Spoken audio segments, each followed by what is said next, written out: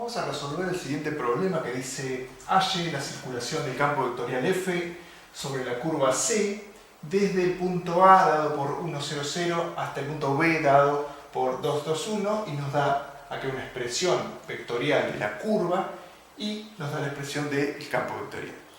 Entonces, primero, para resolver esto uno tiene que recordar qué es lo que está haciendo, qué es lo que está resolviendo. Esto es una curva en el espacio tridimensional, entonces las curvas pueden venir dadas de esta manera como una función vectorial. Entonces, ¿eso qué quiere decir? Que bueno, uno mueve un valor de un parámetro, uno tiene un parámetro t, ese parámetro t puede tomar valores en la recta real, y lo que hace es definir puntos en el espacio tridimensional que nos generan una curva. Entonces, esos puntos están dados por las coordenadas cartesianas. Esta es x, esta es y esta es z, ¿sí? Y cada x y z que se va generando a partir de cambiar el valor del parámetro t nos genera, en definitiva, una sucesión de puntos que representa una curva en el espacio tridimensional.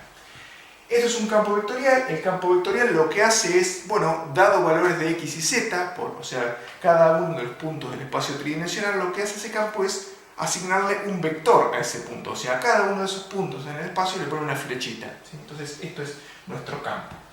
La circulación del campo vectorial uno puede, es algo que uno puede encontrar significado físico, porque uno puede pensar esto como un campo de fuerzas, esto como un recorrido en el espacio tridimensional, y entonces esto termina siendo un trabajo. Entonces lo que a uno se le pide calcular cuando se le pide calcular la circulación de un campo en una curva, producto escalar, lo que se le pide hacer es decir, bueno, vamos desde el punto A hasta el punto B. Tenemos este campo que debemos expresarlo en términos de nuestra curva, de nuestra función vectorial. O sea, en definitiva, lo que tenemos que hacer es convertir este campo que está dado en x y z, lo tenemos que convertir a t, digamos, lo tenemos que expresar en términos del parámetro t. ¿Cómo se hace? Bueno, lo que tiene x y z acá, uno lo reemplaza por la correspondiente magnitud de x, y o z dada por la curva, dado que nosotros tenemos que respetar ese camino. ¿Sí? El producto escalar se convierte en r' de t, ¿sí? La derivada o el vector tangente de nuestra curva, y acá tenemos diferencial t. Esto era lo que nosotros llamamos diferencial r, que era, digamos, como pensado como un cambio en la posición, ¿sí? Entonces esto es una fuerza, esto es una distancia, y entonces en definitiva termina siendo un trabajo si uno lo piensa desde el punto de vista físico.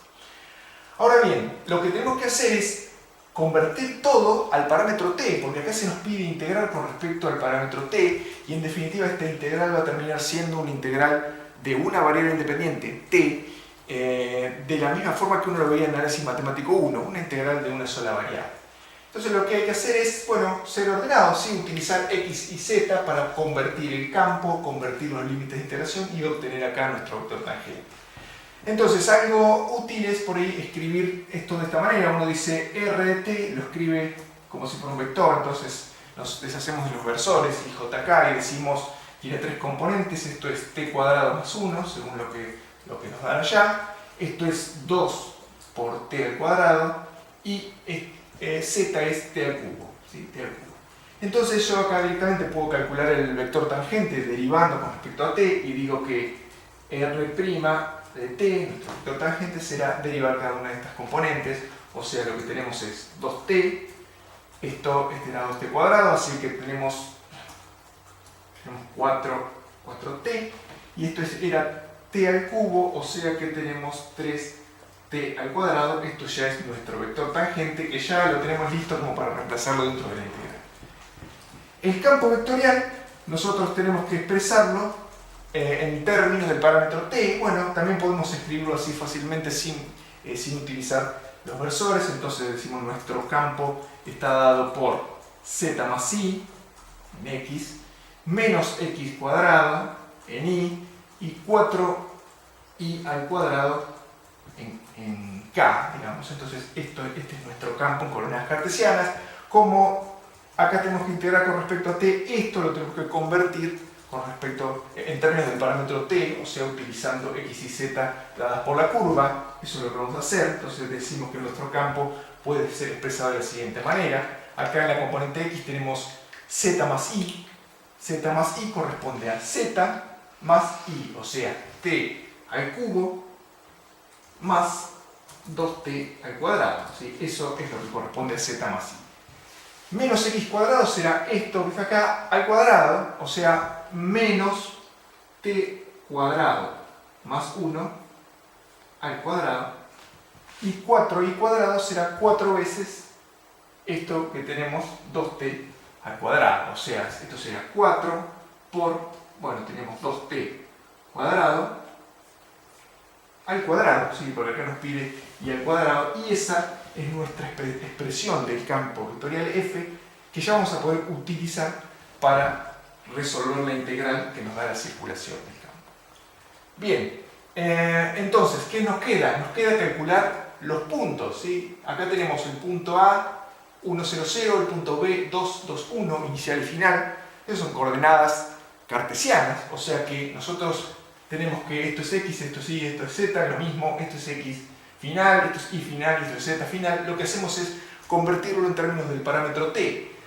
Para eso buscamos cuál es la forma más fácil.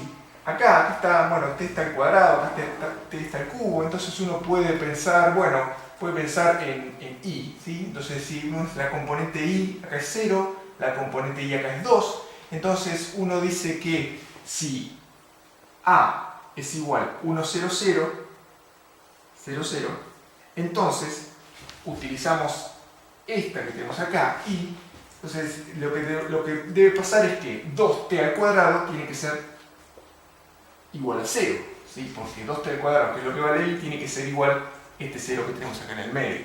Entonces si 2t al cuadrado tiene que ser 0, lo que pasará es que t igual a 0 es el punto inicial, eso equivale al punto A. En el caso del punto B, lo que tenemos es, bueno, acá en este caso por ahí es más fácil utilizar t al cubo, o sea, lo que decimos es, bueno, el punto B es 2, 2, 1, entonces lo que tendrá que pasar es que t al cubo tiene que ser igual a 1. T al cubo tiene que ser igual a 1, entonces lo que tendremos en este caso es que t igual a 1, y ese es nuestro valor final del parámetro. Entonces, ¿por qué necesitamos expresar a y b de esta manera? Porque acá no podemos poner x y z, tenemos que poner algo que tenga que ver con t, o sea, estamos integrando con respecto a t, entonces acá va un valor inicial de t y un valor final de t, que son estos que están acá, este es el valor inicial, este es el valor final. Entonces, ahora ya tenemos todo, lo que hay que hacer es un producto escalar, ¿sí? Este producto escalar, f escalar r', será igual a resolver el producto escalar de este vector o de esta magnitud vectorial multiplicado por esta, acá, de manera escalar. Entonces lo que tendremos es algo que será así, t al cubo más 2t al cuadrado, no lo voy a resolver, lo voy a dejar solamente expresado, multiplicado por 2t, ese será, entonces, escalar, perdón, está, multiplicado por 2t, luego uno tiene que sumar la siguiente componente y tendremos menos t cuadrado más 1, eso al cuadrado, multiplicado por 4t, y el final será más 4 por 2t al cuadrado, multiplicado por 3t al cuadrado, ¿sí? Entonces, este es nuestro producto escalar que debemos reemplazar acá en la integral, ¿sí? Entonces, esta es la función que vamos a integrar, y a y b lo que reemplazamos son los valores inicial y final de t que acabamos de calcular, entonces 0 y 1, y eso es lo que reemplazamos en la integral. Esto de acá uno lo reacomoda y termina quedando un polinomio, entonces la integración termina resultando sencilla.